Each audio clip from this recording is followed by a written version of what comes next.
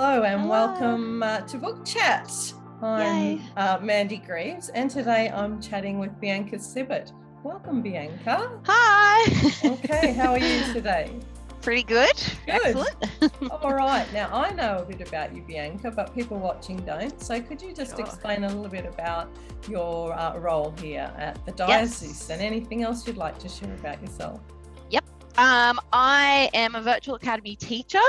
So I work alongside two other virtual academy teachers and the virtual academy coordinator. So there's a team of 4 of us now, and we teach and run the virtual academy program. And we have over 100 students from most of our diocesan schools. They've been identified as being highly, profoundly gifted. So we invite those students to come in and teach them some conceptual units that allow them to get stuck into some project-based learning and bring in their interests and passions. It is definitely very rewarding. Great. Okay. Now, it's obviously, from my background, no surprise, the book that you've chosen, but could you just give everyone a little overview of this book that you've chosen? Mm-hmm.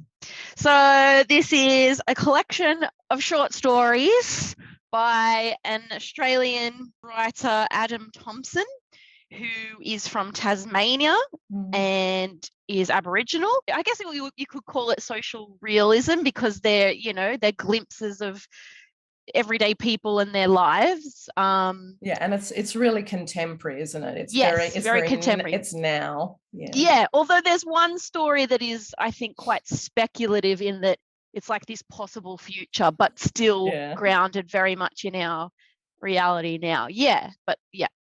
And the characters, you're always seeing, the story's always first person, I'm pretty sure. So you're always in the eyes of someone, but that could be male, female, young, old, like you get a spread.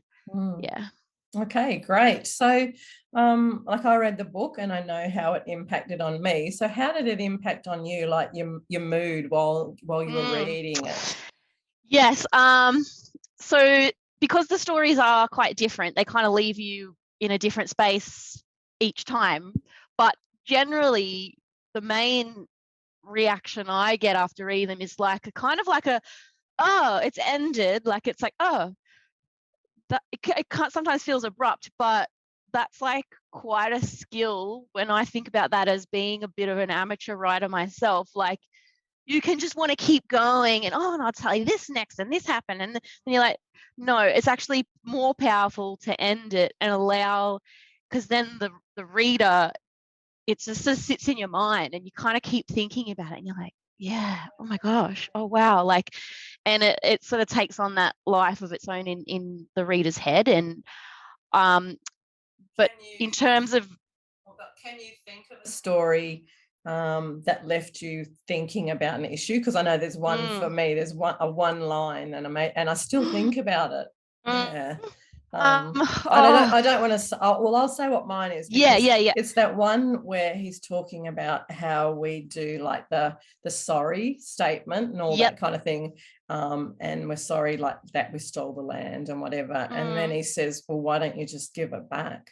And I was like, oh, that's a bit like what you say to your kids. It's no good saying sorry if you don't do something Are they about empty it. Kind of gestures? And I still think about that. And when people do the, acknowledgement of country and all that, and I still think of that line. Yeah, but like, but that kind of makes the point of what you're saying. Yeah, he doesn't then go on. He just makes that, and you're left going, whoa. Yeah, because you can then kind of self-reflect as well. But okay, I think that's. Go on. Sorry. No, you go.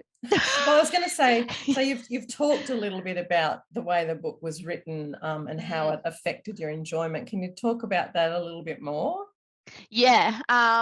So that is a really big thing, leaving things unsaid, like instead of giving too much away. So I really like that. I really like that they're all first person and that you do get into the heads of quite different people. Like, you've got like a family, like and they're one of the more later stories where they've experienced a pretty tragic loss, like one of the siblings has passed away, and so you're one of these family members grieving and dealing with that. Whereas in another story, there's like these siblings, and it's kind of a bit of a sibling rivalry type situation. Or in another, you're that young girl and you're going to the house of some rich white guy and asking him questions. And yeah, so it puts you into the shoes of lots of different types of people. But they always they don't feel contrived or anything. They feel like, yeah, I've just stepped inside to another human's head. And they're really authentic, and they got that real grittiness that does kind of make you uncomfortable. Like definitely. So, like there's not the overall mood is not like super joyful, but I still think there are experiences where you're like, oh, this is what it would feel like to have a pride in your culture and you know, all the knowledge that brings. And you know, I was googling things, like one of the questions you've got is, what did you Google while reading the book? I was googling like mutton bird hunting and Tasmanian remote islands, because you know, not all of them, but a lot of them are set on the islands for various reasons. So I liked that, because the mutton birds, they're in everything, aren't they? But then in one of them, it's like the mutton bird populations are declining, and it's like climate change is kind of in the background there. And so I found that really cool, because it's just, I don't know, I don't know if we learn too much about Tasmania and its unique, I don't know, endemic creatures and geography and stuff. So I liked that. Okay, good. So kind of answer that question about what did you Google? Yeah. So that's great. So like, I think we've kind of said there are a lot of really compelling characters in these stories. So how have they like broadened your perspective on the issues that the book raises?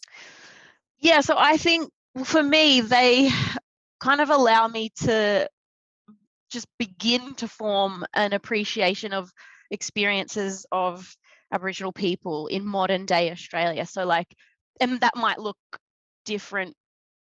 Yeah, it could be like not quite knowing how to connect with your Aboriginal heritage, or it might be more a very prideful and like you're passing it on to your children and that kind of experience, and having the knowledge that comes along with it. Or it could be, I think you can also just glean from it like lessons in humanity in general, like, because it covers such universal experiences like grieving or feeling rebellious, like that story that centers on like an Australia Day protest. Yeah, and one of the main character sort of does something at the end. Maybe, I don't know. I don't want to give it away, because if people read it, but like, yeah, so those feelings of like you want to do something to really show your feelings and maybe your anger or whatever. And there's, you know, stories in there about how characters are navigating like betrayal, you know, so it's all like, you don't have, like, there's that layer of, you know, it's Aboriginality and learning that those kinds of perspectives, but then there's just universal human. Exactly. Universal human experiences that everybody from every culture experiences. Okay. So who do you want to read this book? Who do you think maybe needs to read this book? Who would you like to read to? Is there someone you think give it to and say, see what you think?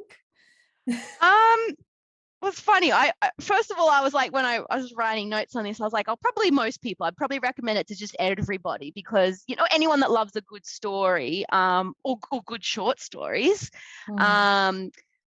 And then I was like, oh, but especially Australians who aren't Indigenous. But then I was like, no, but also Australians who are Indigenous. Like, and then I was like, no, hold on. I really want our leaders of Australia to read stories like this, so they can better know who they represent. So I don't know. I kind of went through a whole different thoughts when I'm responding to that question. So this isn't on the questions we kind of thought about in advance, but have you used any of these stories with the kids in the virtual academy? No, not yet. But like, I always, when I go to, like, I got this from going to the Sydney Writers Festival, and Adam actually gave it to me himself because it was a bit of a mistake. I had bought another collection of short stories that has one of his stories, but like a whole different First Nations writers in there, and he signed it, but he accidentally put my friend's name, and he felt, because I was with a friend and she went first, and he accidentally put her name on my copy, and he felt so bad that he was like, here, Bianca, I want you to have this, and he signed this, and this was his copy. Like, it had like dog-eared pages that he actually read from when he was on stage. But anyway, so that was cool. But where was I going with that? I said, did you give it to any of the kids in the virtual academy? But no, not yet. But when I do go to these festivals and buy these books, I'm always thinking I can definitely use this, you know, because my background is being an secondary English teacher. I can't wait to use this, but I haven't yet. But I got to think about the age group that I'm teaching. So, you know, possibly, but like, not yet. No. All righty. So time to wrap it up. And I always ask people to rate the book on a scale of 1 to 5 stars, 1 being it's kind of not worth the paper it's written on, through to 5 that it really is a fantastic book that, you know, everyone should make the time to read if they can. I would, I don't really hesitate in giving it a 5, because when I like something, I really like something, and I find it hard to go like, 4 out of 5. Like, I can't think of anything that, you know, that I would have done differently, but like, that's a bit rich because they're not my stories, you know, like, I loved it. So, and I would definitely recommend it to people, everyone that I know, and so 5. Great, excellent. So we'll wrap it up there, Bianca. So thank you so much for taking the time to talk and chat about this book. And like you, I'm hoping it's something that people find, and it's pretty much available in every public library. When I looked it up, it's out. Great. It's really available, readily available. So awesome. All right, thank you, Bianca, and thank have a great Mandy. day. You too. Bye-bye.